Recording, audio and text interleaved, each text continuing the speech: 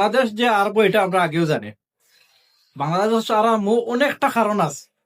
প্রথমত যে একটা বাজেটা গোলকিপার এই যে বলটা সেভ দিতে পারে না, তার তাই বলটা বাড়িয়া গেল গিয়া। আর এগিয়ে সুযোগ হইয়া বলে দিল। সিঙ্গাপুরে অসাধারণ খেলাইছে। একলা হামজা চৌধুরী আসলে কিচ্ছু করার নাই, এরপর যথেষ্ট পরিমাণ খেলছে। কিন্তু গোলটা দুইজনের ভুলের কারণে হয়েছে। প্রথমত ফাইমর বল পাস হওয়ার কারণে বলটা গেছে।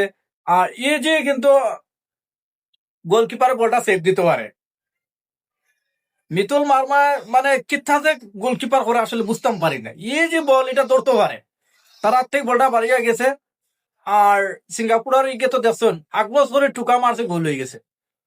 মানে ডিফেন্স লাইনে ভাত খেলাইছে, একটা পর একটা বল পাস। আপনারা যারা খেলাতেছেন তারা কইতে পারবা বেশিরভাগও বল পাস হয়েছে।